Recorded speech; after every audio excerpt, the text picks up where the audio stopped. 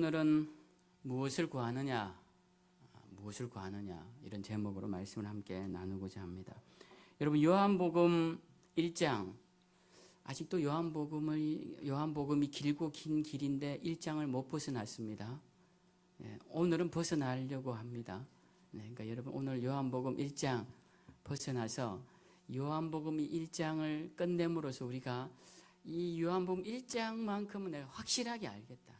누가 물어도 요한복음 1장의 내용은 이런 것이야 라고 말할 수 있는 사람으로 제가 오늘 여러분들을 잘 이렇게 설교로 가르쳐드리면 좋겠다는 생각을 합니다. 제 설교의 목표입니다, 오늘. 그래서 여러분들 들으시고 제가 혹시 나중에 송 권사님 만나서 1장의 내용이 뭡니까? 라고 하면 1분에 딱 걸쳐서 간단하게 저한테 말씀하실 수 있도록 오늘 잘 들어보시기를 바랍니다. 요한복음 1장은 크게 세 가지 측면으로 이렇게 나누어서 이해를 하시면 이해가 굉장히 잘 됩니다.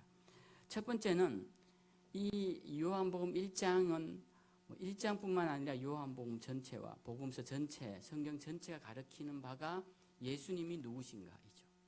근데 특히 요한복음 1장에서는 예수님이 누구신지에 대해서 명확하게 가르치고 있습니다. 그 내용이 어떻게 가르치냐면 사람에 의해서 첫 번째는 오늘 이 요한복음을 기록한 누구? 요한. 그렇게 요한하면 헷갈리니까 뭐라고 하죠 우리가? 사도 요한. 사도 요한이 이 예수님에 대해서 소개하는 내용이 1장 초반부터 쭉 나옵니다. 조금은 어렵고 형이상학적이며 약간 철학적인 내용들이 들어가서 어렵게 예수님을 설명을 하고 있죠. 그 설명이 끝나면 그 다음에는 누가 나오느냐 하면 침례 요한이 나옵니다. 침례 요한. 여기도 요한이죠. 이 침례자 요한이 나와서 예수님이 누구신지에 대해서 또 설명을 합니다. 그리고 세 번째는 누구냐? 그것이 오늘 우리가 살펴볼 사람들인데요. 예수님의 제자들이 나와서 예수님이 누구신지에 대해서 설명을 합니다. 그 제자들은 오늘 이름이 나오는데 첫 번째가 안드레요, 두 번째가 빌립이요, 세 번째가 나다나엘입니다. 그래서 이 세 제자는 모두가 다 예수님의 12 제자 중에 한 명입니다. 그렇기 때문에 12 제자인 이 예수님의 세 제자가 와서 이제 예수님이 누구신지에 대해서 선포하고 있는 내용이 오늘 우리가 읽은 본문의 말씀이에요. 그래서 이 요한복음 1장을 그냥 사건을 따라 스토리를 따라 가면은 그 중요한 포인트를 잊어버립니다. 요한복음 1장은 어떻게 봐야 되느냐 하면 사도 요한이 선포하고 있는 예수님, 그 다음 침례 요한이 선포하고 있는 예수님, 그리고 예수님의 첫 제자들이 선포하고 있는 메시지, 예수님은 누구신가, 이렇게 세 부분으로 나누어서 이해를 하면 성경을 이해하기가 쉽다라는 것이죠. 첫 번째 사도 요한은 이렇게 설명을 하죠. 예수님은 태초 이전부터 계셨던, 하나님과 함께 계셨던 하나님의 말씀이셨고, 세상을 밝히러 오신 세상의 빛이셨고, 육체를 입고 우리 가운데 오신 하나님의 아들이셨다. 그래서 이 사도 요한의 예수님에 대한 설명을 좀 간략하게 설명하면, 첫째는 말씀으로 오신 분이요, 둘째는 빛으로 오신 분이요, 셋째는 육체로 오신 분이요, 이렇게 이해를 하시면 됩니다. 왜냐하면 사도 요한이 요한 1서도 기록을 하는데, 요한 1서에서 예수님을 소개할 때 첫 장 첫 절에 이렇게 말합니다. 내가 그분을 들은 바요, 내가 그분을 본 바요, 내가 그분을 손으로 만진 바라 라고 말씀합니다. 그래서 말씀이기 때문에 듣는 것이죠. 빛이시기 때문에 보는 것입니다. 그리고 육체로 오셨기 때문에, 영이 아니시기 때문에 만질 수가 있는 분이십니다. 그래서 사도 요한의 가르침은 예수님이 말씀으로 오셨다는 것, 그걸 굉장히 중요하게 생각해요.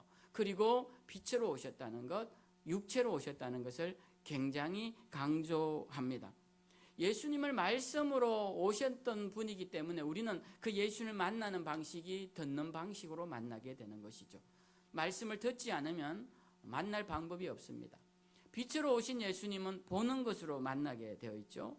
육체로 오신 예수님은 우리가 시공을 초월해서 그분을 느끼고 만질 수 있어야 그분을 만났다라고 할 수 있는 것입니다. 그래서 사도 요한은 이렇게 예수님을 소개하고 있어요. 그 다음에 침례 요한은 예수님을 어떻게 소개합니까? 지난주에 살펴보았듯이 침례 요한이 예수님을 보고 이렇게 외칩니다. 보라, 세상 죄를 지고 가는 하나님의 어린 양이로다. 이렇게 선포를 합니다. 침례 요한이 소개하는 예수님은 세상 죄를 지고 대신 우리의 죄값을 치르시는 대속의 희생 양으로 예수님을 소개하고 있습니다. 그래서 침례 요한은 이 세상 죄를 지신 예수님 앞에 자기는 먼저 나온 소리일 뿐이다 라고 말을 합니다. 예수님을 알리는 소리이다라는 것이죠.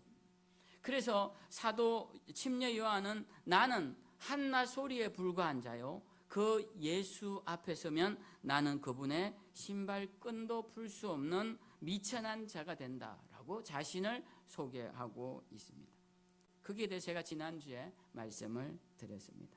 그리고 오늘 나오는 이 세 번째 소개, 이 세 번째 소개가 뭐냐? 바로 제자들을 통해 전해지는 선포입니다. 이제 오늘 본문을 가지고 말씀을 함께 나누어 보도록 하죠.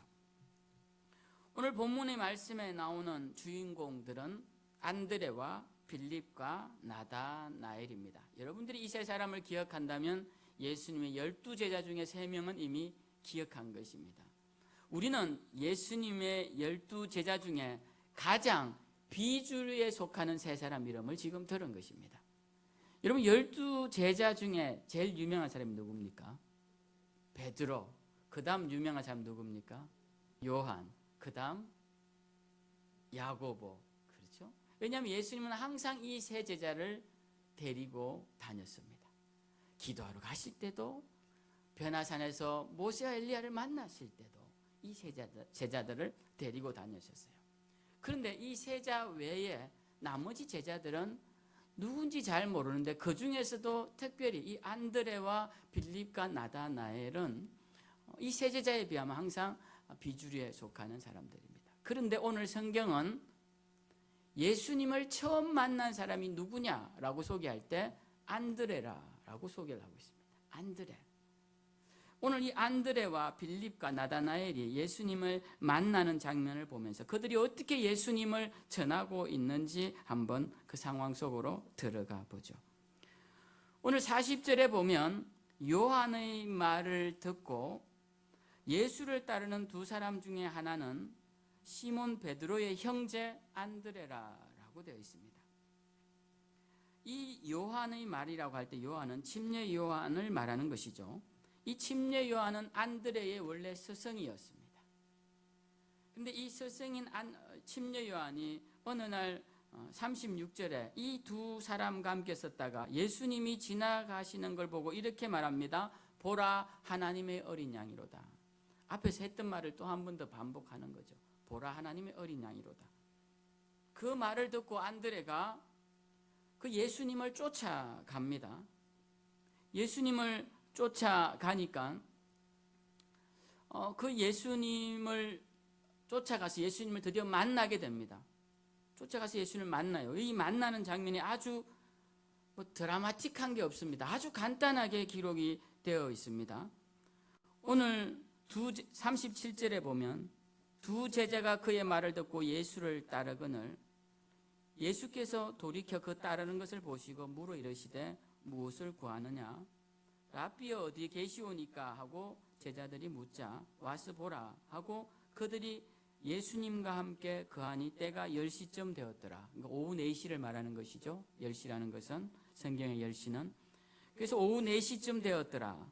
그리고 요한의 말을 듣고 예수를 따르는 두 사람 중 하나가 안드레인데 그리고는 그 다음 바로 이어지는 말씀이 41절에 그가 먼저 자기의 형제 시몬을 찾아 말하되 우리가 메시아를 만났다 하고 메시아는 번역하면 그리스도라고 되어 있습니다.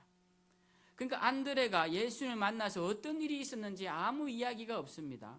중요한 것은 뭐냐면 이 안드레가 예수님을 만난 후에 돌아와서 그의 형제 베드로에게 뭐라고 말하느냐면 내가 메시아를 만났다라고 이야기를 한다라는 것입니다. 이 메시아 여기 번역하면 뭘로 번역한 겁니까? 그리스어로 번역하면, 헬라어로 번역하면 이 메시아라는 히브리어는 그리스도라고 되는 것입니다. 그 메시아는 히브리어고 그리스도는 헬라어입니다. 이 헬라어라는 말과 그리스어라는 말은 같은 말입니다. 제가 같이 쓸 때 여러분 혼동하지 마시고, 헬라어도 물론 그 당시 상인들이 주로 썼던 코인의 헬라어로 이야기를 했지만 그렇게 세부적으로 생각하실 것 없이 헬라어는 그리스어다 이렇게 생각하시면 됩니다. 지금도 그리스 사람들이 쓰는 말이에요. 그래서 이 히브리어를 그리스어로 번역하면 그리스도다라고 되어 있습니다. 그 그리스도를 우리말로 번역하면 뭐가 됩니까? 구원자, 구세주 이렇게 되는 것입니다. 그래서 이 그리스도를 우리말로 번역하면 구원자라 이렇게 옆에 첨가하면 좋겠죠. 오늘 요한복음에서 제자들을 통해 예수님을 소개하는 가장 중요한 선포가 뭐냐면 이분은 우리의 메시아다라는 선포를 지금 하고 있습니다.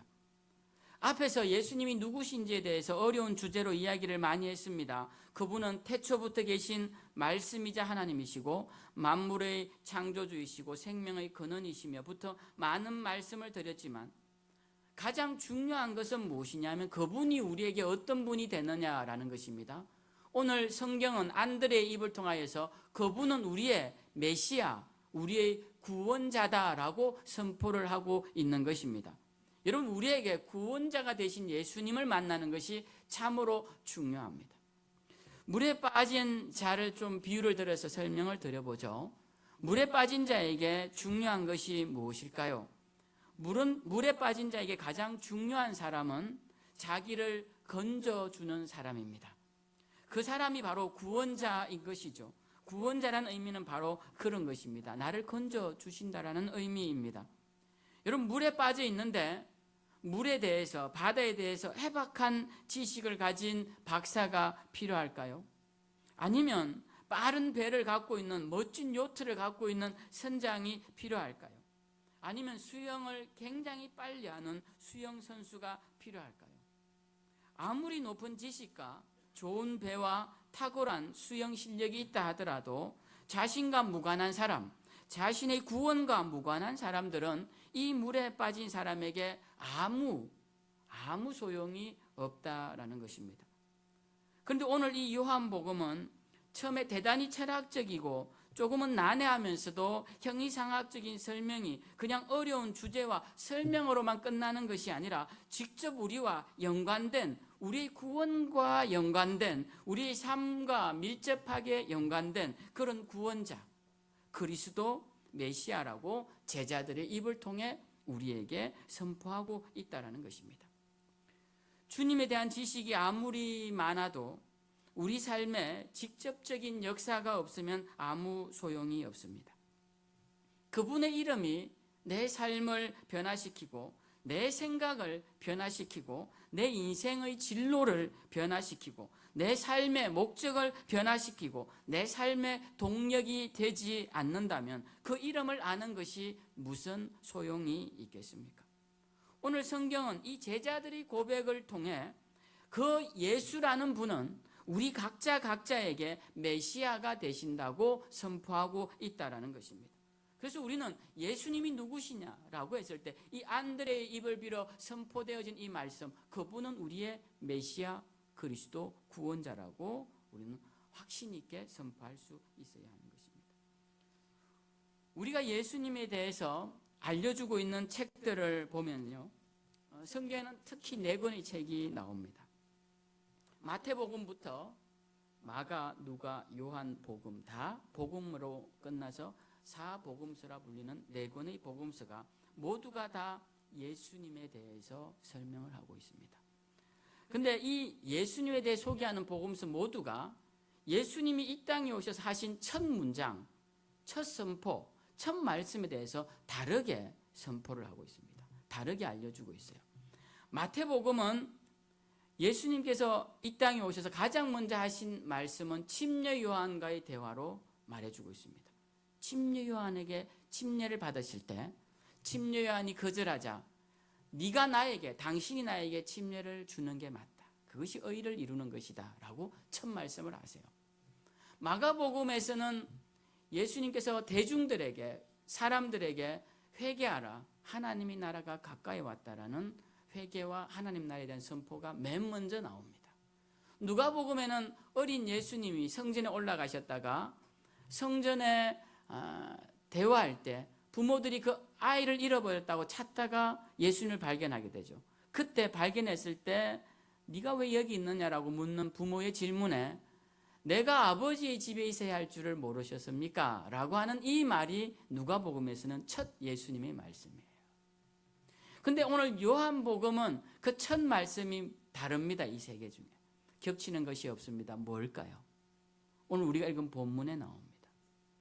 예수님이 이 땅에 오셔서 사역을 시작하시면서 첫 번째 하신 말씀이 바로 38절에 나오는 무엇을 구하느냐라는 이 말씀이에요. 무엇을 구하느냐. 저는 오늘 이 말씀을 읽으면서 주님이 어떤 분인가를 다시 한번 생각하게 되었습니다. 우리가 예수님을 현학적이고 사변적이며 철학적이고 형이상학적인 그런 수많은 이야기로 설명을 한다고 해서 설명되어질 분들이 아니죠. 분이 아닙니다. 그렇게 이해될 뿐이 아니에요. 그러나 요한복음은 그럼에도 불구하고 계속 설명을 하고 있습니다. 그렇게 그 설명을 따라가다가 어느 순간 예수님이 어떤 분으로 우리에게 다가오느냐 하면 예수님이 우리에게 나타나셔서 너 도대체 뭘 원하니? 라고 질문하시는 분으로 나타나신다는 겁니다. 여러분, 세상에 수많은 사람들이 있습니다.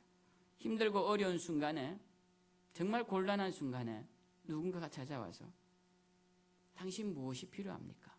라고 물어주는 사람이 있다면, 당신과 함께 내가 무엇을 위해 기도하면 좋겠습니까? 라고 물어주는 사람이 있다면 얼마나 반갑고 감사하겠습니까?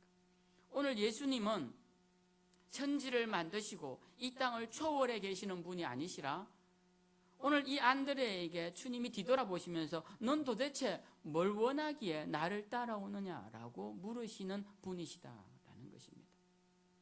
제가 예수님이 앞에서 예수님이 어떤 분이시냐, 그분은 메시아다라는 고백을 해야 된다는 이유가 바로 이렇게 예수님이 나와 밀접한 연관성 속에서 나에게 질문해 오시는 분으로 그렇게 우리가 예수님을 만나야 한다라는 것입니다. 오늘 예수님은 이 안드레에게 네가 원하는 것이 무엇이냐라고 물으십니다. 주님은 우리에게 무관심한 분이 아니십니다. 우리가 주님을 따라가면 주님이 뒤돌아보시면서 이렇게 말씀하십니다. 너는 무엇을 원하는데 나를 이렇게 따라오느냐. 여러분, 이렇게 물으시는 주님을 우리가 만나야 돼요. 그래서 그 주님을 만나서 주님의 그 질문에 우리가 대답할 마음을 가지고 있어야 됩니다. 주님, 제가 정말 이렇게 지금 마음이 공고합니다. 주님, 이 문제를 좀 해결해 주십시오. 주님 묻습니다. 네가 무엇을 원하느냐? 주님, 제가 어떻게 살아야 할지 모르겠습니다. 제가 가야 할 길을 알려주십시오. 주님 묻습니다. 너는 무엇을 원하느냐? 주님, 저의 연약함과 부끄러움 때문에 저는 어떻게 살아야 할지 모르겠습니다. 여러분, 이렇게 대답할 말들을 우리가 가져야 한다는 것입니다. 저는 오늘 이 말씀을 묵상하면서 저에게도 던져봤습니다. 주님이 너에게 넌 무엇을 원하는데 이렇게 나를 졸졸 따라오느냐? 그렇게 물으시면 제가 이렇게 대답하려고 대답을 갖고 있는데 여러분에겐 알려드리지 않겠습니다. 제 개인적인 답이니까요. 여러분들도 솔직하게 주님을 향한 대답을 가지고 있으십시오. 그래서 주님이 물으실 때 정말 진실한 마음으로 주님, 이것 좀 해결해 주십시오 라고 하시면 주님이 결코 그것을 외면하시겠느냐라는 것입니다. 외면하시려고 물으시는 분은 아니실 것입니다. 그런데 오늘 안드레는 이 예수님의 질문에 이렇게 대답합니다. 랍비여, 어디 계십니까? 자, 이 대답은 그냥 단순한 예수님의 거처를 묻는 질문 같지만 그렇지 않습니다. 이 안드레의 이 대답으로 하는 이 질문은 굉장히 중요한 의도와 결단이 여기에 들어가 있습니다. 이 질문은 선생님 어디에 계십니까? 그 뒤에 생략되어 있지만 선생님 계신 곳을 알려주시면 제가 그곳에 가서 선생님으로부터 말씀을 듣고 선생님의 가장 가까운 제자가 되고 선생님의 추종자가 되어 선생님의 사람으로 살아가겠습니다 라는 결단이 여기에 들어가 있는 거예요. 예수님 어디 계십니까? 그 말은 예수님 계신 곳에 저도 있겠습니다 라는 다짐의 물음인 것입니다. 여러분, 예수님 어디 계십니까? 오늘날 또 우리가 예수님께 한번 물어봅시다. 주님 어디 계십니까? 저는 제가 신학교 다니던 20대 시절에는 예수님은 가난한 자들의 눈물 속에 계신다고 믿었습니다. 압박받고 착취당하며 고통받는 민중들의 눈물 속에 그 고통 가운데 계시는 분이 주님이시라고 확실하게 믿고 있었습니다. 그런데 지금 생각해보면, 지금 이 시점, 이 위치에서 생각해보면 주님은 어디 계실까 생각해보면 모여서 기도하고 예배드리는 곳에 우리 주님이 계시지 않는가? 그곳에 불같이 바람같이 연기같이 임하시는 분이 주님이시다. 주님이 어디 계실까 생각해보면 흩어져서 복음 전하는 곳에, 그곳에 능력으로 임하시는 분이 주님이시다. 주님이 어디에 임하시느냐? 우리의 삶의 자리에서 그리스도의 빛과 사랑을 나타내려고 헌신하는 그 자리에 사랑의 모습으로 임재하시는 분이 주님이시다. 그런 생각을 하게 됩니다. 오늘 주님이 어디 계시냐라고 묻는 안드레의 질문에 주님은 이렇게 답하십니다. 와서 보라. 주님이 하신 두 번째 말씀이에요. 와서 보라.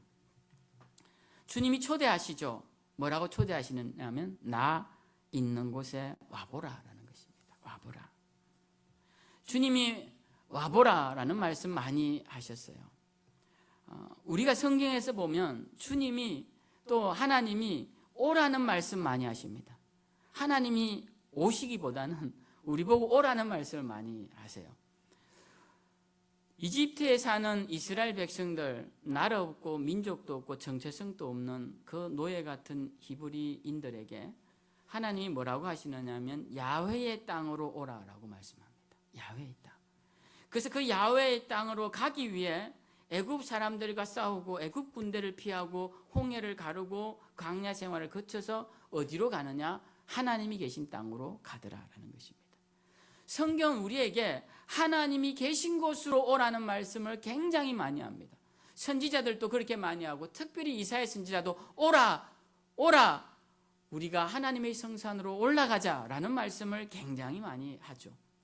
그것이 무슨 의미냐 하면 우리가 하나님을 자꾸 우리가 있는 자리에 물론 임재하시지만 우리의 자리로 자꾸 불러들이는, 그걸 뭐라고 합니까? 세상 사람들은 강신이라고 합니다. 강신. 그런 강신적인 신앙, 신이 강림한다는 뜻이죠.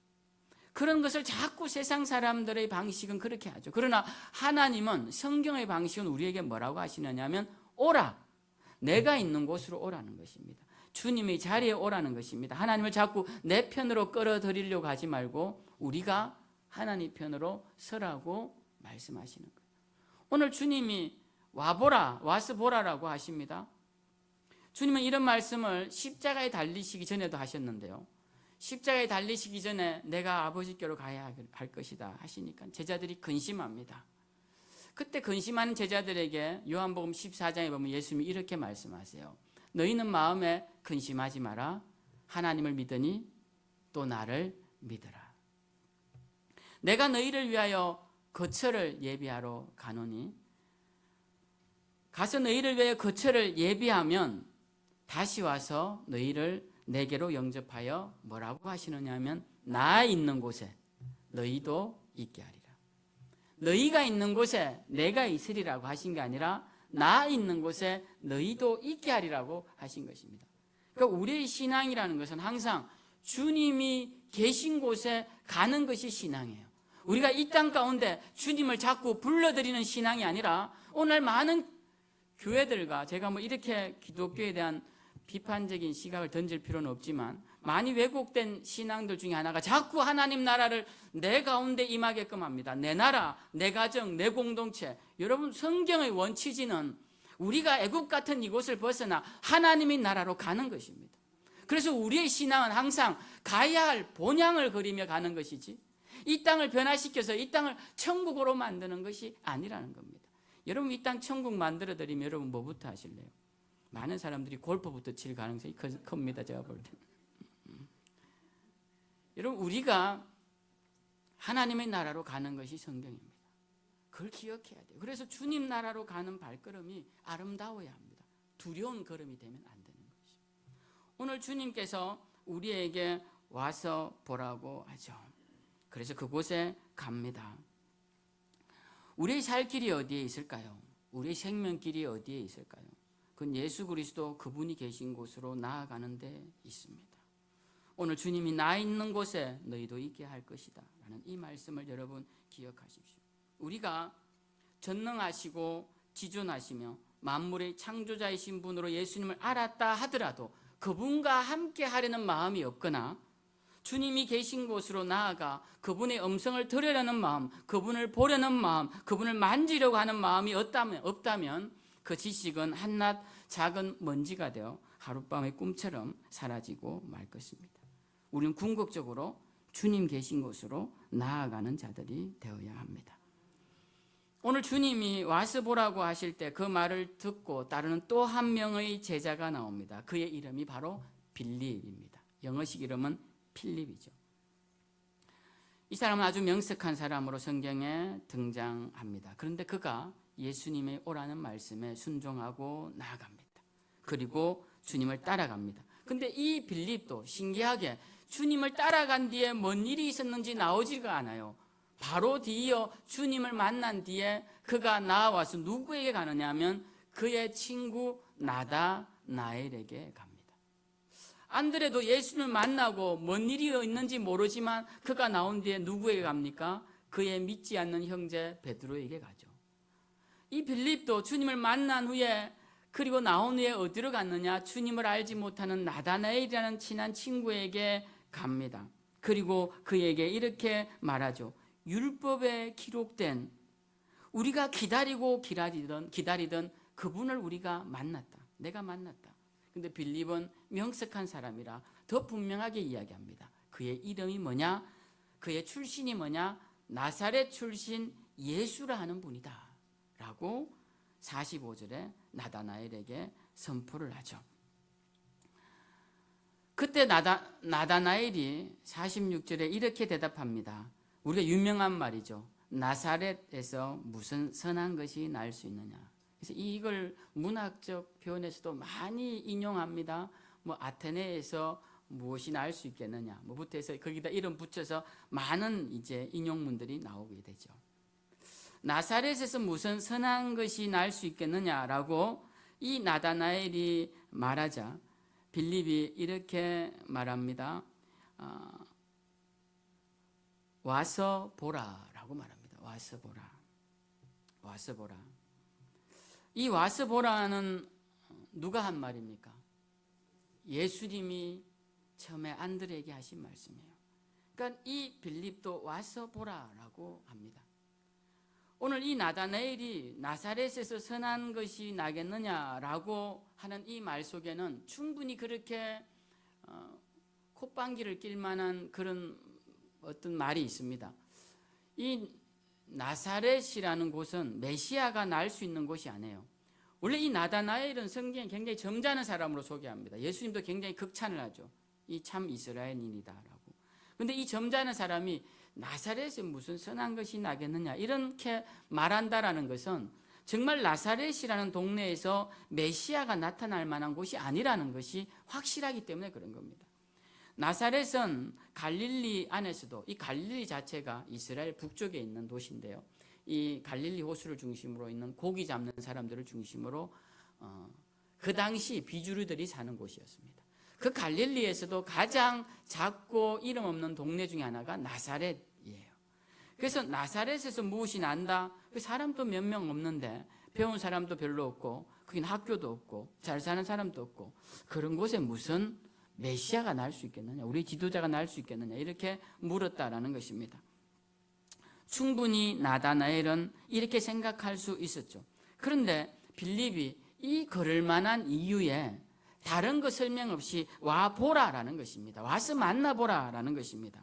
여러분, 우리가 제가 이렇게 100마디 말로 지금 30분째 이렇게 막 열변을 토해도 이걸 통하여서 듣는 예수 그리스도보다 여러분들이 직접 한번 만나시는 것하고는 비교할 수가 없는 것이죠. 100마디 말보다 한번 보시는 게 훨씬 낫습니다. 제가 멋진 집을 얼마 전에 봤습니다. 제가 여러분의 그 집을 소개를 하죠. 지붕은 뭘로 만들었고, 그 지붕 위에는 뭘 얹었고, 그 벽은 뭘로 만들고, 그 앞에 정원은 어떤 나무가 있고, 그 집에서 바깥을 바라보면 그 뷰가 얼마나 멋있고, 이렇게 쭉 설명을 했습니다. 근데 이렇게 한 30분 설명을 하고 난 뒤에 그 사람을 데리고 와서 한번 딱 보여주면 제 설명이 아무 소용이 없어요. 그의 눈으로 한번 보면 아, 이 집이 이런 거구나 라고 이해하는 것처럼 우리가 주님에 대한 분명한 이해는 어디에서 오느냐? 제가 이렇게 앞에서 쭉 몇 주고 10주고 20주고 한다고 해서 되는 게 아니라 이것은 모두가 길잡이에 불과한 겁니다. 여러분들이 이 길을 따라서 주님을 직접 만날 때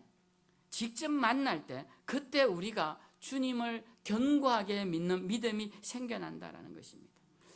오늘 성경이 주님을 만나러 가야 한다, 오라 오라 하니까 우리가 어디로 가야 주님을 만날 수 있습니까? 이렇게 생각하는데 이 오라는 곳은 장소가 아닙니다. 제가 드리는 이 말씀은 주님을 만나러 간다는 이 말씀은 주님을 여러분들이 직접적으로 만나기를 사모하시라는 말씀입니다. 그냥 이야기만 들어서는 글만 봐서는 견고해지지 않는다라는 거예요. 주님을 만나서 어떤 일이 일어나야 하느냐 하면 내 가슴에 꽂혀지는 말씀 한 구절이 생겨날 때 그때 주님을 만난 그 놀라운 역사가 일어납니다. 그 말씀 한 구절이 비수같이 날아와서 내가 정말 중요하게 여기고 지켜오고 쌓아왔던 세상적인 바벨탑이 무너지고 그 무너진 잿더미에 생명의 바람이 불어와서 주님의 능력으로 생기가 돋아날 때 그때서 비로소 우리는 살아계신 예수님을 만남으로 우리의 신앙이 견고해질 수 있다는 것입니다. 그렇기 때문에 우리는 모두 예수님을 만나기를 사모해야 합니다. 내가 직접 주님을 보고 듣고 만진 바 되도록 주님 이 시간 나에게 역사해 주십시오라고 지금 기도해야 한다는 것입니다. 오늘 요한복음은 우리에게 이렇게 말합니다. 너희가 그냥 글로만 듣던 그 예수, 천지를 창조하신 그 초월자이신 예수는 오늘 이 시간 너희 가운데 오셔서 너희가 무엇을 원하느냐라고 물으시는 우리의 메시아다라고 선포하고 있습니다. 오늘 빌립은 나다나엘에게 우리가 그리스도를 만났다라고 이야기를 합니다. 그리고 그 말을 들은 나다나엘이 예수님을 만난 후에 그는 사람들에게 그리고 예수님에게 뭐라고 고백하느냐 하면 당신은 진실로 하나님의 아들이십니다 라고 이 뒤에 고백하고 있는 것을 보게 됩니다.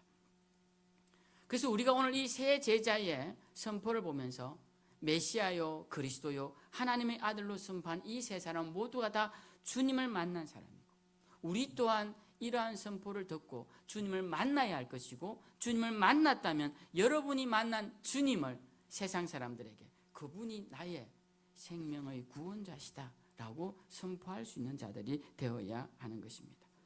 오늘 주님은 우리를 향하여서 너는 무엇을 원하느냐라고 물으십니다. 그때 여러분의 기도의 제목들을 알려주시고 또 함께 이렇게 대답하십시오. 저는 주님이 계신 곳에 있기를 원합니다. 주님의 제자가 되기를 바랍니다. 저는 오늘 이 말씀을 통해서 여러분들이 이 세 제자의 고백을 하고 그리고 그 고백을 함으로써 많은 사람들에게 하나님의 살아계심과 예수 그리스도의 생명을 전하는 복음의 파수꾼들이 다 되신다면 오늘 이 말씀의 의미가 있었다 이렇게 생각합니다. 아무쪼록 이 요한복음이 끝나는 그때는 우리 모두가 다 예수님의 복된 제자, 예수님의 신실한 증인이 되셔서 그리스도의 빛과 향기를 바라시는 저와 여러분들이 다 되시길 주님의 이름으로 축원드립니다.